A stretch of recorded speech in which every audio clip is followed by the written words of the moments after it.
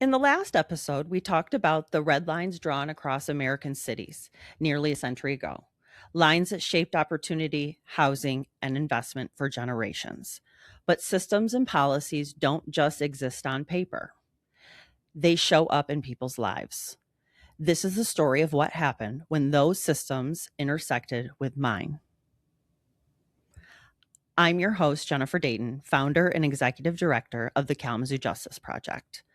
On this podcast, I explore the intersection of housing, justice, and personal experience, connecting historical systems with the real lives they continue to shape today.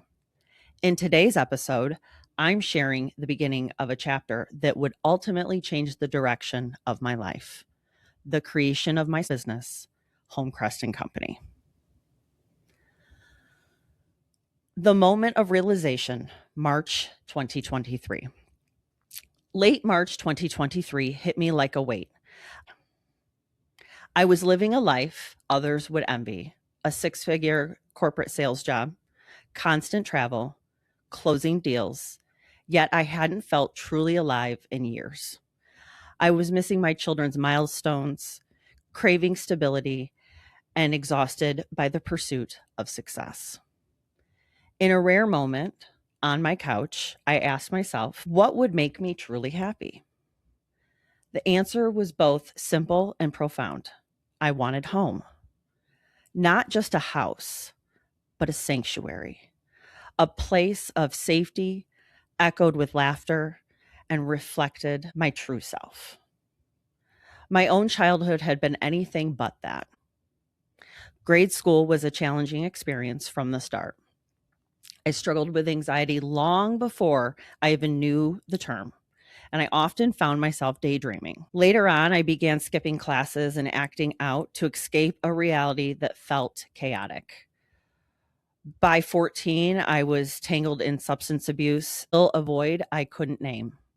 It wasn't until I was 16 that an ADD diagnosis offered a glimpse into why I felt so disconnected. In that moment on the couch, I realized the path ahead. I wanted to create the home I had never truly experienced. For the first time, I also recognized that I was creative, a trait I had never acknowledged in myself.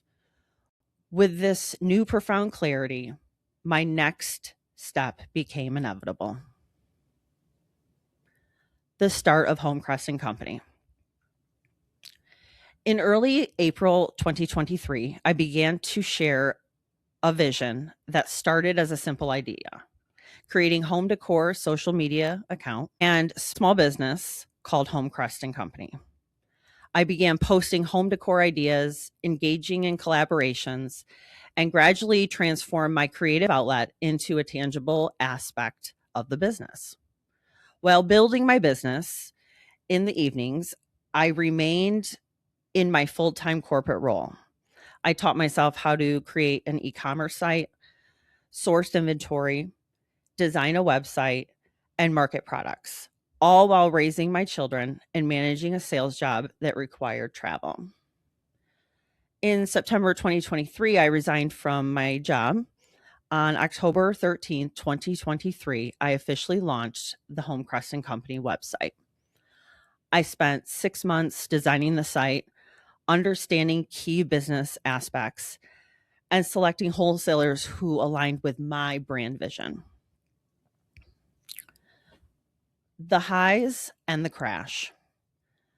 The launch felt like a dream realized. November and December brought strong growth. My first publication was featured in Voyage, Michigan in February 2024. On the surface, it looked like I had made it. But behind the scenes in early 2024, I began to struggle. Revenue began to decline due to troubling SEO issues on my website. Expenses soared. I was burning through savings. The cost of living in Kalamazoo, rising water bills, property taxes was becoming unsustainable. I was doing everything alone without support, and it became overwhelming. Financial hardship compounded every personal challenge. I made mistakes. I lost relationships. I faced judgment and isolation. To outsiders, it may have looked like the beginning of a small business success story. But in reality, I was fighting for survival. I spent countless nights analyzing data, hiring contract website designers, rewriting product descriptions, and searching through forums for marketing tips and any glimpse of insight that might help me keep my business afloat. Along the way, I faced some bad business deals and placed my trust in the wrong people, which were constant reminders that entrepreneurship often comes with hidden costs. Running for Kalamazoo Public School Board. In the midst of the storm, I made a decision in July 2024 that I felt was necessary at the time. I ran for Kalamazoo Public School Board. I had the qualifications, a bachelor's and master's degree in education, 8 years in Kalamazoo Public Schools, and deep ties to the community. I wasn't running for politics. I was running for students, for equity, for accountability. It became evident very quickly that the local political system was not designed for someone like me. For instance, I was not endorsed by the local Democratic Party, not due to my qualifications, but because I chose not to ask for their endorsement. I opted against this. It was a policy I could not ethically support. I witnessed firsthand how insiders are safeguarded while outsiders are left to struggle on their own. I finished the race with the fewest votes, yet nearly 11,000 people voted for me without a single campaign dollar spent. That mattered. Those people who researched, who saw through the noise, still, I was left with the sobering reality that experience and heart were not enough. Selling my home. By October 2024, I was exhausted. Running Homecrest Co, traveling to expos and markets, creating content, and campaigning at the same time was physically and emotionally draining. But I refused to give up, even if it meant losing everything. I was months behind on bills. My home, the one I had worked so hard to purchase, was heading towards foreclosure. I made the painful decision to sell it. The city where I had tried to invest through my business, my campaign, and my hard work had become too expensive, too exclusive, and too hostile for someone without institutional support. Property taxes kept rising and water rates were excessive. I realized that I had to make the hardest choice. Yet if I wanted to preserve even a small part of my dream, I would need to sell my last remaining asset to fund the next chapter of my life. Reinvesting in the dream. Several weeks after the election, I decided to take the next step in my business plan. I realized that the only way to truly advance the business was to invest in a retail storefront.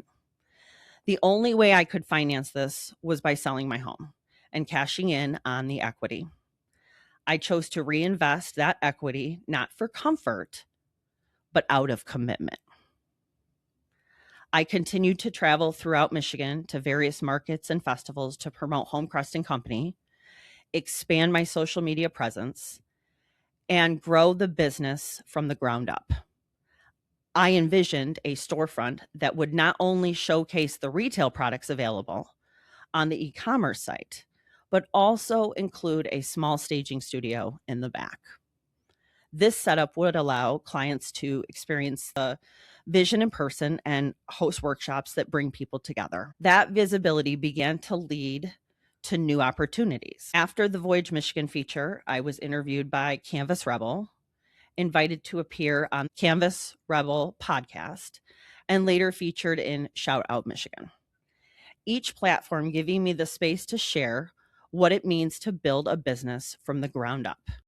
as a woman entrepreneur and the hard work and dedication it took to get there, where I thought I was heading. I still had no financial safety net, no grants, no business loans, just my vision, hard work, grit, and the belief that what I was building mattered.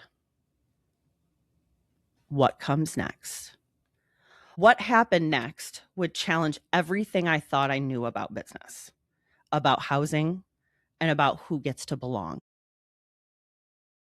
At that moment, I believed I was building something meaningful, a business, a community space, and a future for my family. What I didn't yet realize was that the next chapter would challenge everything I thought I understood about business, housing, and power. In the next episode, we'll begin exploring what happened next and how the story of Homecrest Company became deeply connected to the housing systems we discussed earlier. Thank you for listening to Justice with Jen. I'm Jennifer Dayton, founder and executive director of the County Justice Project. If you want to follow the full essays behind these episodes, you can read my writing on Substack and through the Kalamazoo Justice Project website. And if the story resonates with you, consider sharing the episode because awareness is often the first step towards justice. Until next time, thank you for listening.